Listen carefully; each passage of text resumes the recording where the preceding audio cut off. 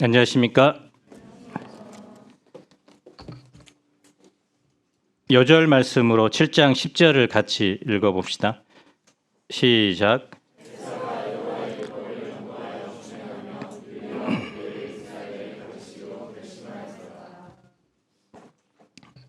지금까지 스룹바벨과 예수아를 중심으로 성전 재건 역사를 다뤘습니다.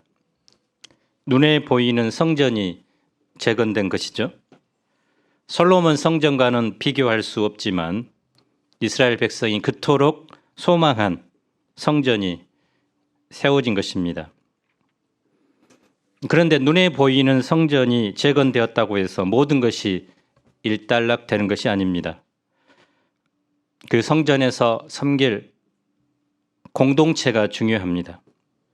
오늘 말씀부터는 공동체 재건을 다룹니다.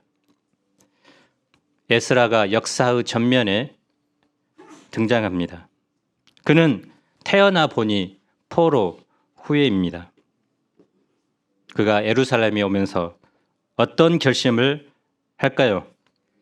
우리 함께 7장 1절을 읽어봅시다. 시작.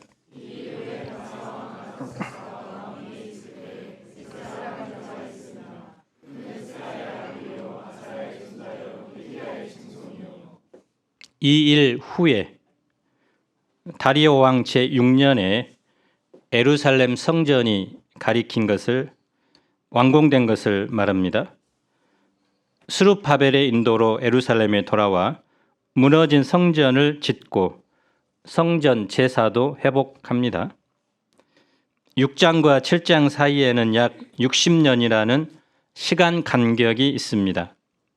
이 사이에는 제4대 왕 아하수에로가 통치하던 시대가 있었습니다. 에스더서에 잘 기록되어 있죠.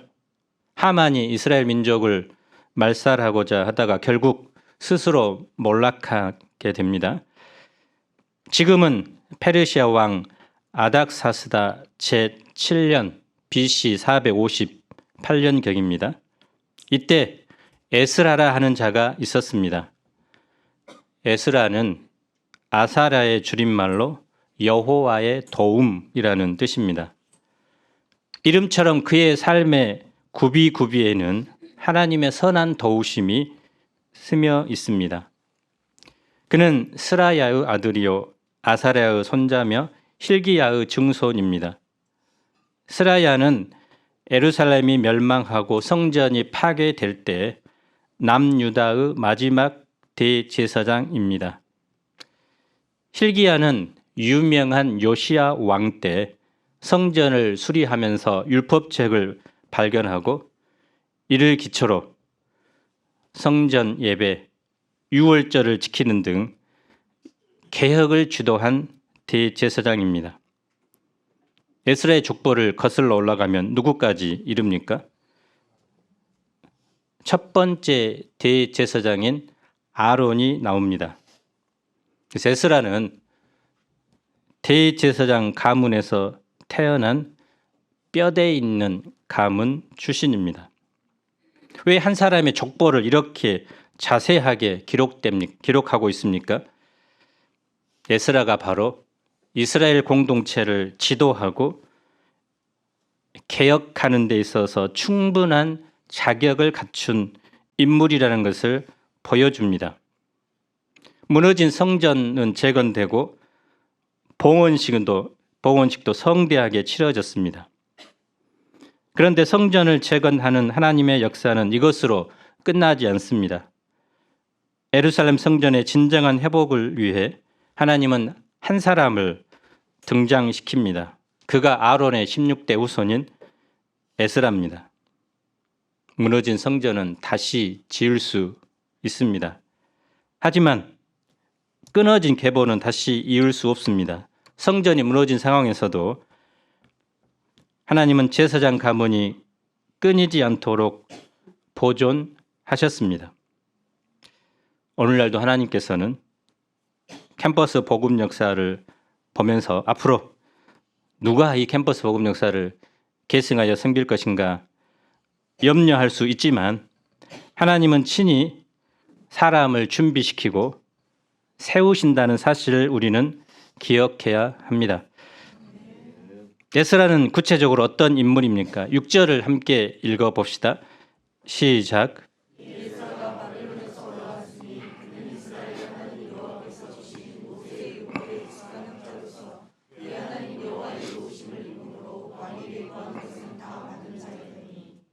먼저 에스라는 율법에 익숙한 학자입니다.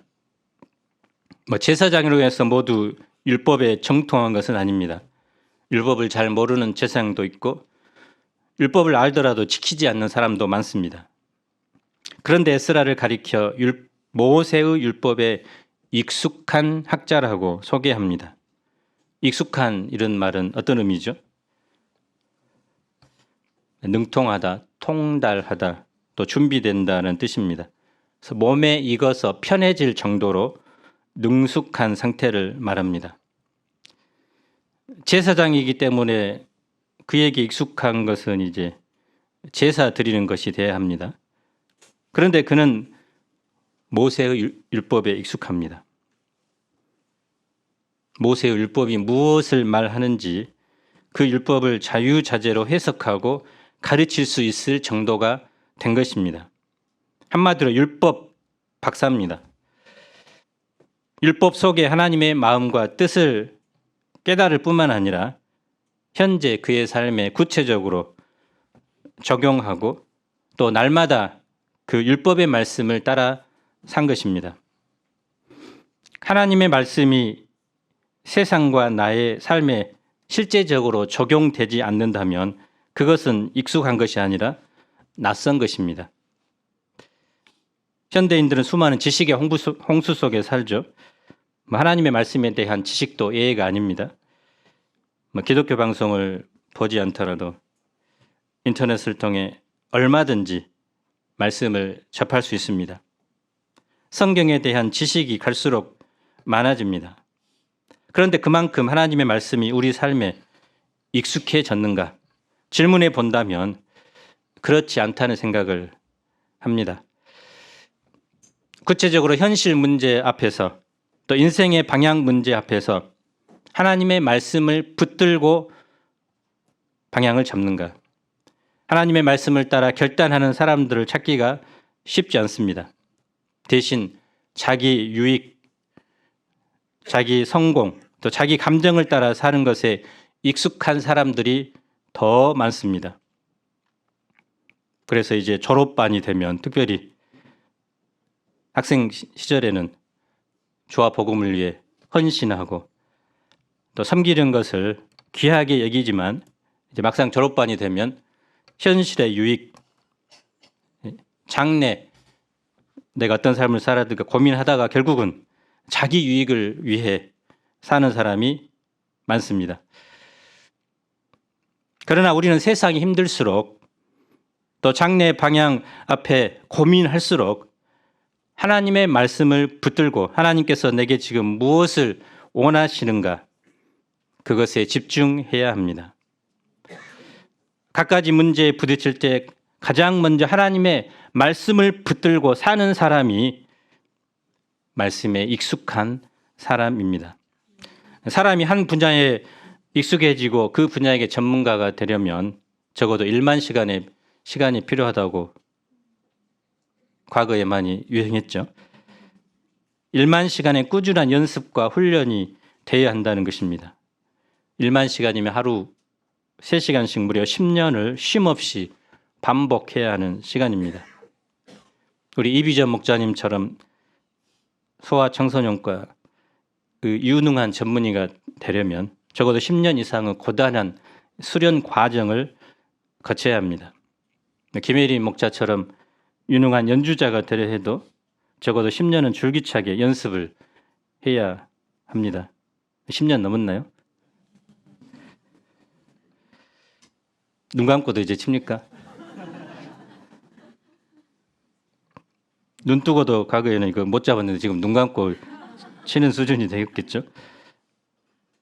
에스라도 모세의 율법에 익숙하기 위해서 어렸을 적부터 적어도 10년 이상 율법을 묵상하고 연구했을 것입니다. 날마다 모세의 율법과 씨름하며 율법의 말씀을 손에서 놓지 않았습니다. 14, 15절을 보면 아닥사스다 왕도 이 에스라를 인정합니다.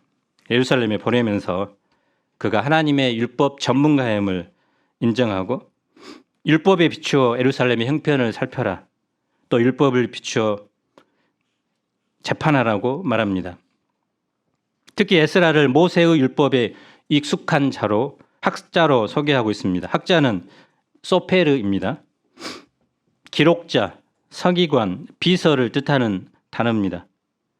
바벨론 포로 기간에 생긴 새로운 직업입니다.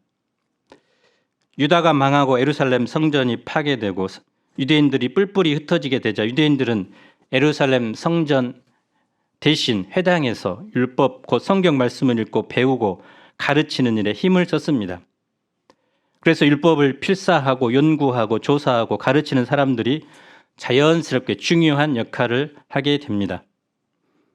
지금은 성경책 개인마다 몇 권씩 있죠. 저도 한 열 몇 권 있는 것 같아요. 근데 이 당시에는 성경을 가지고 있는 사람들은 한 사람도 없어요. 극히 일부. 그래서 서기관들이 그 성경을 필사해서 후손에 남겼습니다. 서기관들은 필사하면서 먼저 이제 목욕 제기를 해야 되겠죠. 그리고 필사하다가 여호와라는 말이 나오면 절필을 했습니다. 그 붓을 끊어버리고 새로운 붓으로. 또 여호와라는 하나님의 이름을 함부로 불러서는 안 되기 때문에 여호와를 아도나이로 대신 주라는 단어로 이제 병기를 했습니다. 그만큼 말씀에 대한 절대적인 자세를 가진 거죠.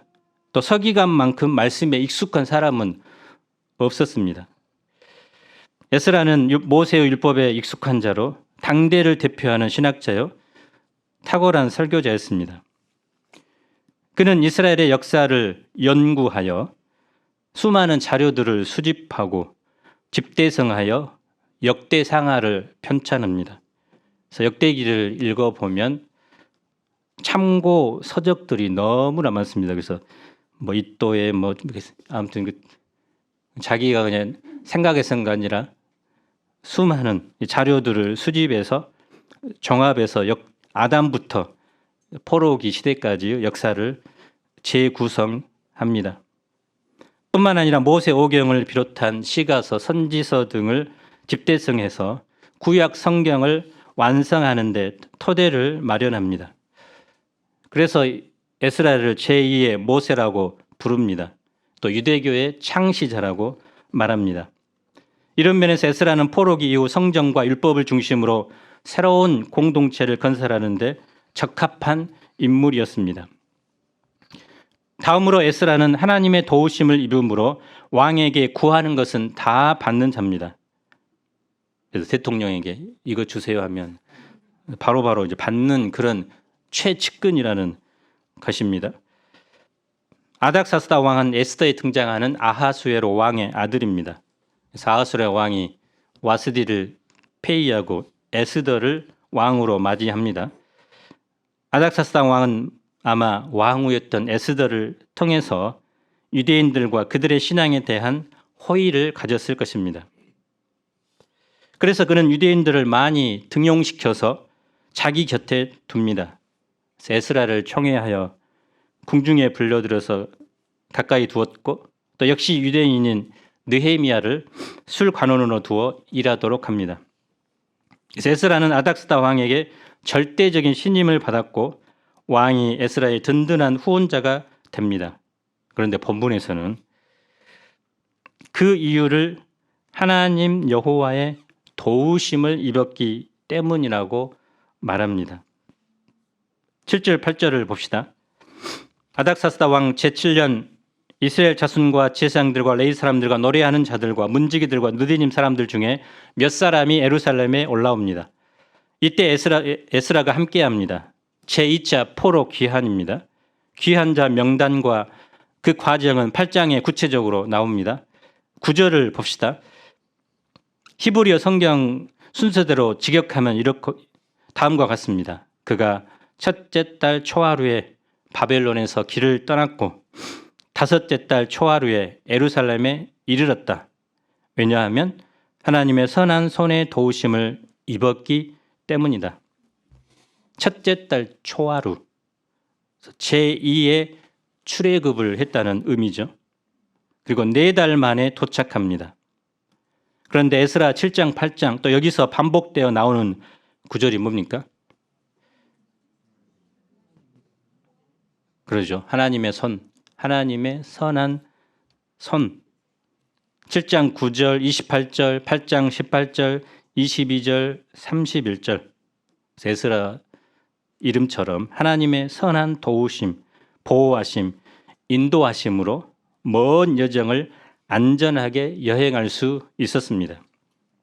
그래서 우리의 삶에도 이런 하나님의 선한 도우심이 있어야 합니다. 10절은 에스라가 하나님의 선한 손의 도우심을 입은 이유를 다음과 같이 말씀합니다. 10절을 다 함께 읽어봅시다. 시작.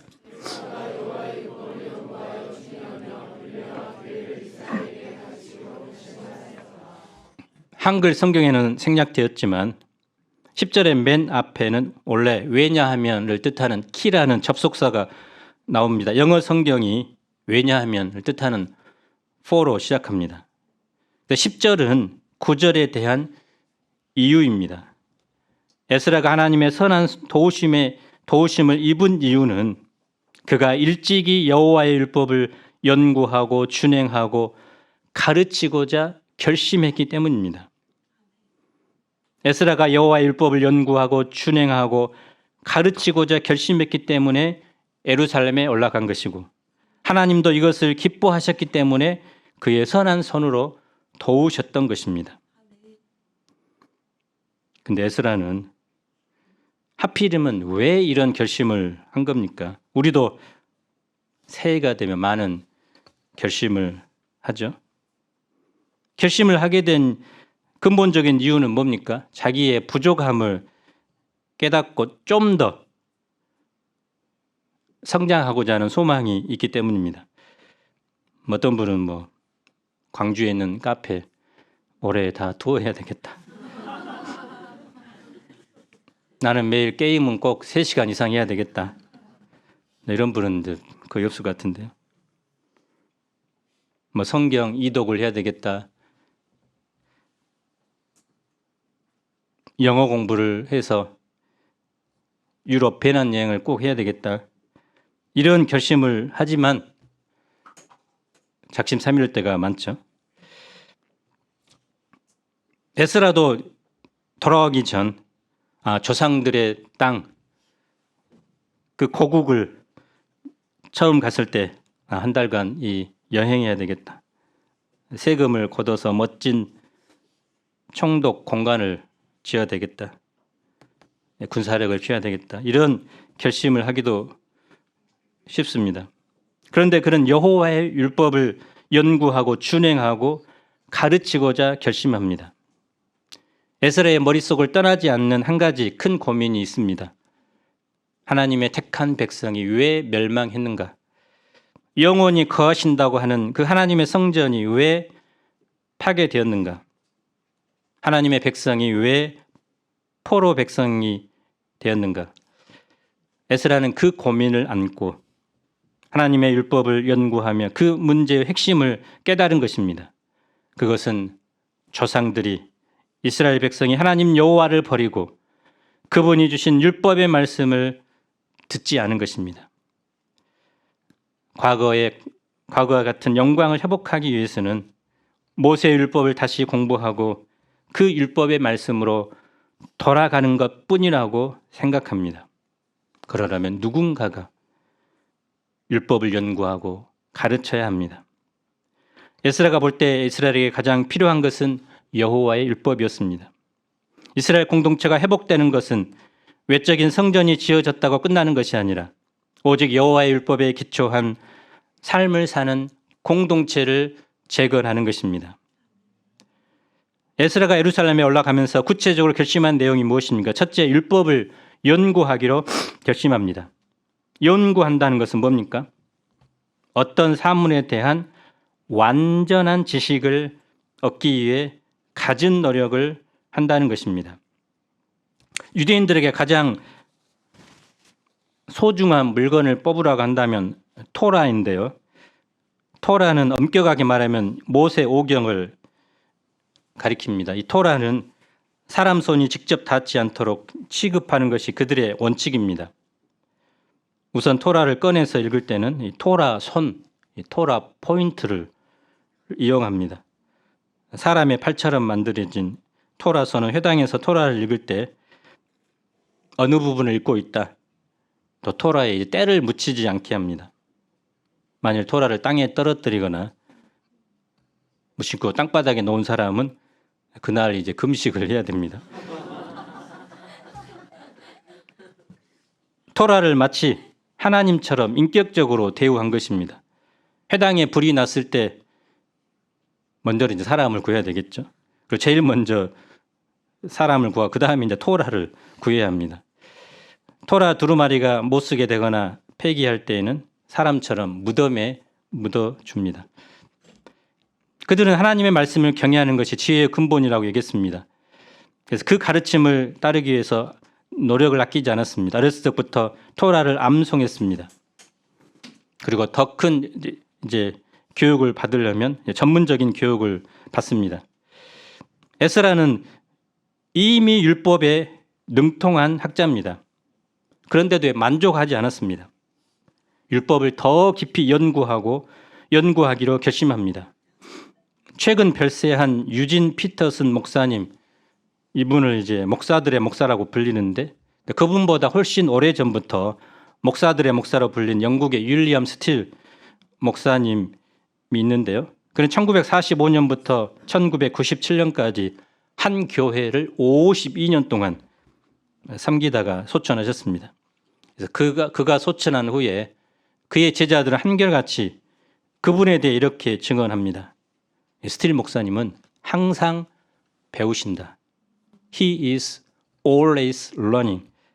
언제나 책을 읽고 연구하고 묵상하고 가르치는 일을 즐거워했기 때문입니다. 우리도 마찬가지입니다. 항상 배워야 합니다. 가장 위험한 것은 다 알고 있다는 생각입니다. 성경을 다 알고 있다는 생각을 하는 사람은 참으로 어리석고 교만하고 위험한 사람입니다. 하나님의 말씀은 너무나 심오하고 깊습니다. 저도 30년 이상 신앙생활을 하면서 수없이 성경을 읽고 또 1000권이 넘게 수많은 기독교 서적을 읽었지만 지금도 드는 생각은 나는 아직도 성경에 대해 잘 몰라 라는 사실을 깨닫는 것입니다. 그래서 평생 성경을 묵상하고 연구해도 그 안에 담겨진 무궁무진한 보화를 다 알 수는 없습니다. 사실 무한하신 하나님을 인간이 알 수 있다는 것은 어불성설입니다. 다만 하나님께서 자신을 우리에게 나타내 주신 만큼, 계시해 주신 만큼 알 수 있습니다. 심지어 이 성경조차도 무한하신 하나님을 다 담고 있지는 않습니다. 그럼에도 불구하고 우리는 하나님이 자신의 뜻을 계시하신 성경을 통해서 하나님이 누구신가, 그분의 위대하신 성품이 무엇인가, 그리고 그가 나를 위해서 무슨 일을 하셨는가를 깨달을 수 있습니다. 또 내가 어떤 존재인가, 어떻게 살아야 하지, 구원의 길은 무엇인지 알 수 있습니다. 그래서 디모데후서 3장 15, 16절은 이렇게 말씀합니다. 함께 읽어봅시다. 시작.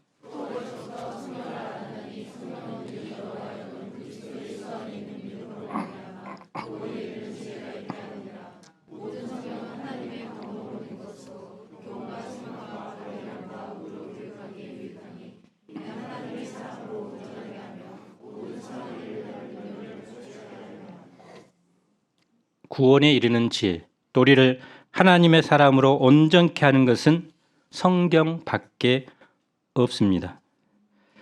말씀을 연구할 때 나와 현재 우리 공동체에 필요한 말씀을 깨달을 수 있습니다. 세상을 보는 안목이 생기고 삶의 지혜를 얻게 됩니다. 둘째로 율법을 준행하기로 결심합니다. 에스라는 율법의 말씀을 연구하는 것으로 그치지 않고 자신이 그 율법을 따라 살고자 한 것입니다. 아는 것보다 어려운 것은 사는 것이라고 합니다. 말씀을 잘 아는 것도 어렵지만 말씀대로 사는 것은 훨씬 더 어렵습니다. 왜냐하면 삶은 매번 믿음을 요구하기 때문입니다. 알아도 믿지 못하면 지킬 수 없습니다. 그러면 신앙은 절대 자라지 않습니다. 삶도 변하지 않습니다. 하나님의 능력도 체험할 수 없습니다. 말씀을 연구만 하고 준행하지 않는 사람은 머리만 커지는 기형 인간이 됩니다. 말씀을 연구하고 그 의미를 깨달았다면 이제 말씀대로 행하는 삶을 살아야 합니다. 다른 사람을 가르치기 전에 먼저 자기 자신을 가르쳐야 합니다. 운전면허 필기시험에 합격한다고 우리가 운전을 다 할 수 있는 것은 아니죠. 필기시험은 여러 가지 주의할 점을 배우고 어떻게 하면 안전하게 운전할 수 있을까 이론적으로 습득하는 것입니다. 실제적으로 운전을 하려면 학원에서 돈을 내고 강사의 지도하에 실제적인 연습을 해야 합니다. 또 그것으로 부족하죠. 연수를 받아야 되고 실제 도로에서 실전 경험을 해야 됩니다. 그럴 때 점점점 익숙하게 됩니다. 나중에는 차와 자신이 이제 일체가 되어서 무의식적으로 운전할 수 있는 단계까지 이릅니다. 그래서 자신이 가고 싶은 곳은 어디든지 갈 수 있습니다. 그렇다고 해서 운전하다가 또 고장이 나면 어떻게 해야 됩니까? 정비소에 맡겨야 되죠. 또 우리가 말씀대로 살다가 사고를 당하고 무너지는 그 경험을 할 때 전문가에게 가서 도움을 구하면 정비사들은 우리는 고장나면 왜 고장났는지 모르지만 정비자들은 척 보면 앱니다. 바로 이제 고쳐줍니다. 양들도 우리 목자님들도 목자에게 또 율법 전문가, 말씀 전문가에 가서 도움을 구해야 합니다.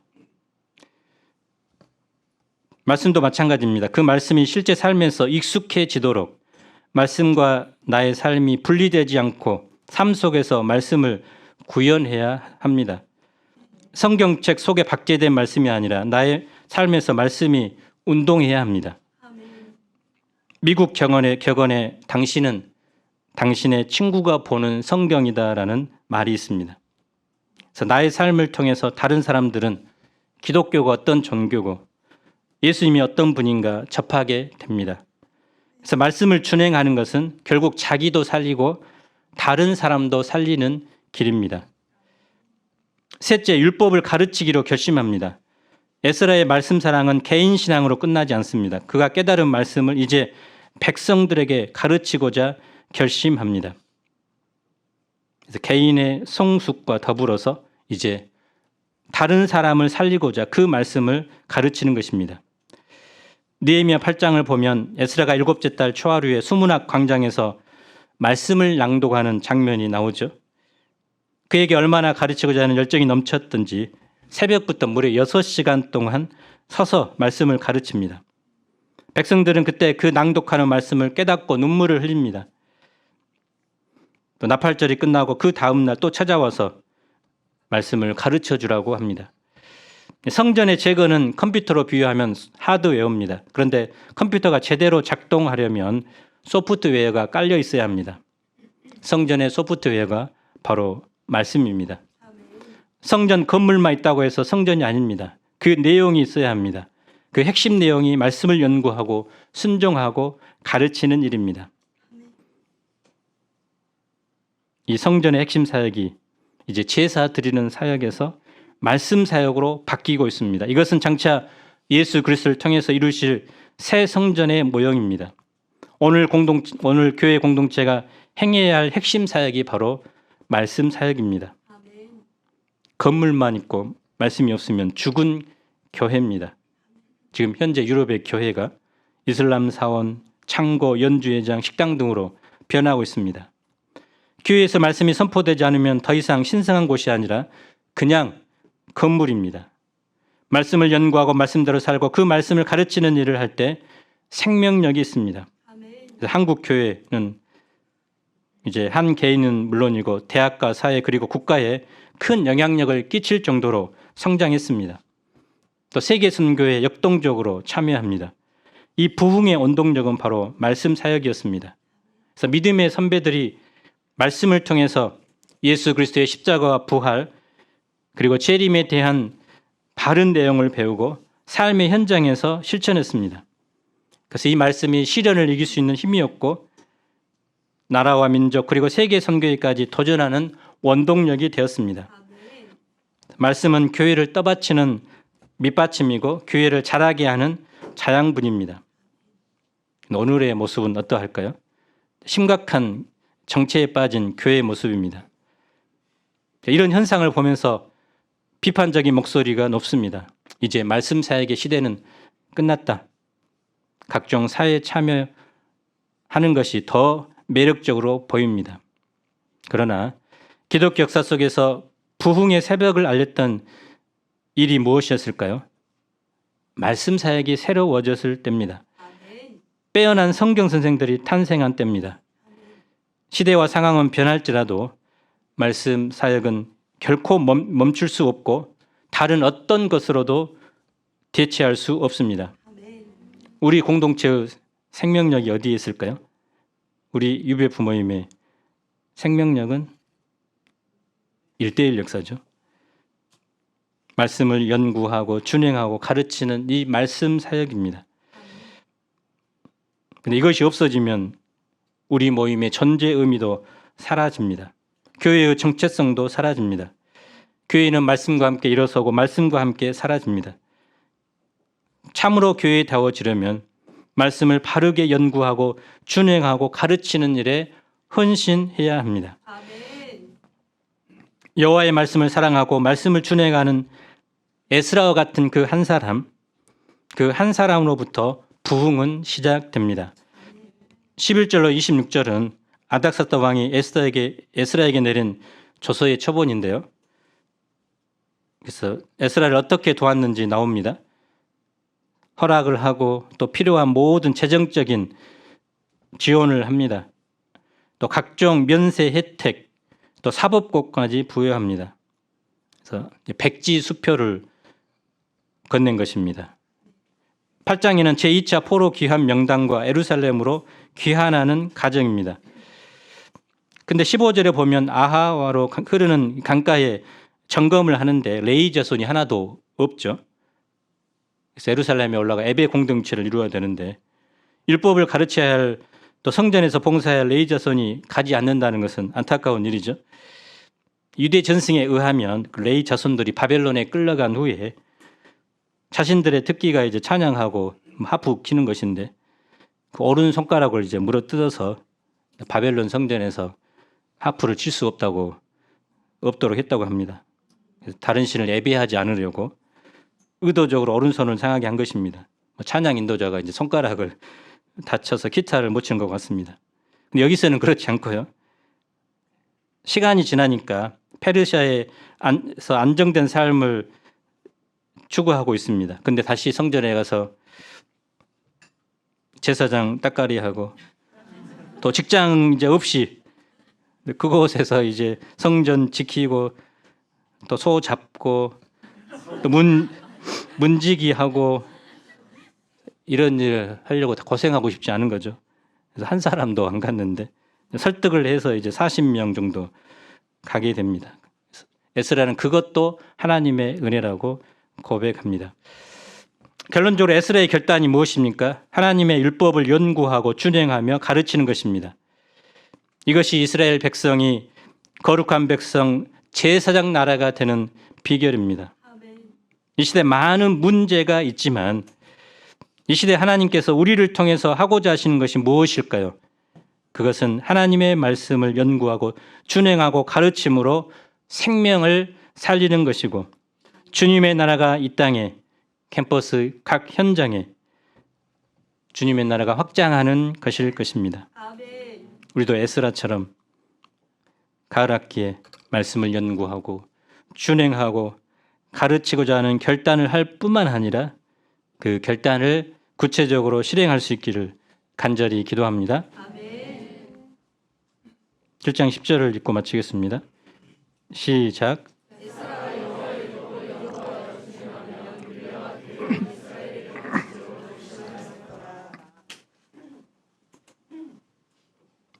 이스라엘을 회복하고 그들이 하나님의 백성으로 살기 위해서 해야 할 것이 무엇일까요? 바로 여호와의 말씀을 연구하고 준행하고 가르치는 삶의 회복이 될 때 그들의 모든 문제가 해결되고 거룩한 나라 제사장 백성으로 살 수 있습니다. 오늘도 우리를 에스라와 같이 성경 선생으로 세워주셔서 감사합니다. 말씀이 없어 죽어가는 이 시대, 또 자기 소견대로 살아가는 이 시대, 우리가 더욱 하나님의 말씀을 사랑하고 연구하고 또 그 말씀대로 살 뿐만 아니라 그 말씀을 힘써 내 학우들에게 또 직장 동료들에게 또 가족들에게 전하는 가르치는 삶을 살 수 있도록 도와주옵소서. 예수님 이름으로 기도합니다. 아멘.